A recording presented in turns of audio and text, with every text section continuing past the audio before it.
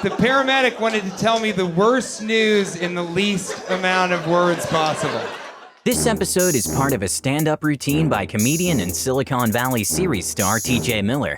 Like many talented comedians do, he used his real-life story and turned it into art. However, that exact period of his life was far from funny for Miller.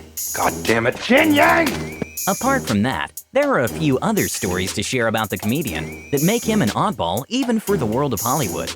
That happens when you slap an Uber driver amid the argument over Donald Trump, or when the show creators allegedly get rid of you because you are impossible to work with. Stay with Rumour Juice to learn about the weird life of genius TJ Miller. But before we continue, subscribe to our channel for unknown celebrity stories every day. I had an AVM. AVMs are usually found in autopsy. I was lucky, TJ Miller tweeted in 2017.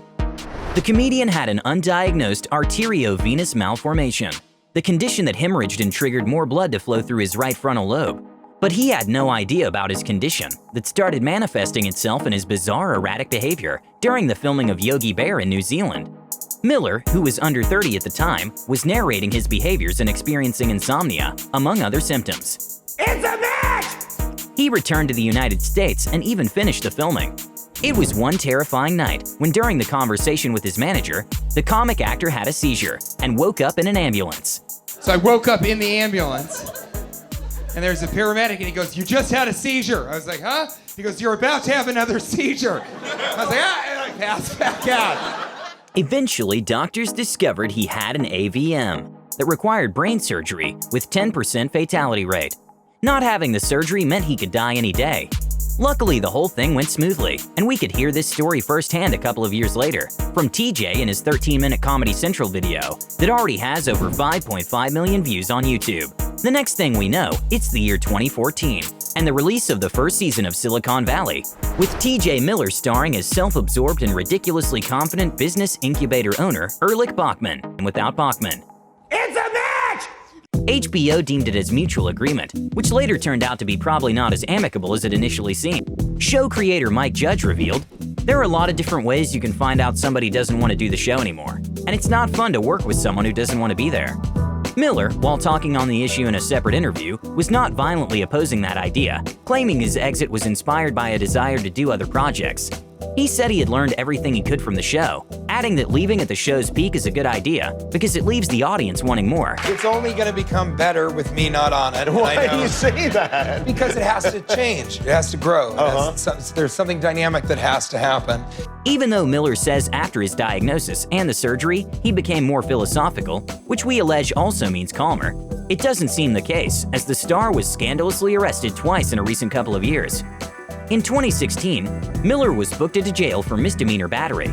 According to numerous reports, Miller had an argument with his Uber driver, who supported Donald Trump. The driver contends Miller slapped him when they got to Miller's house, according to TMZ. After all, they settled the case outside of court.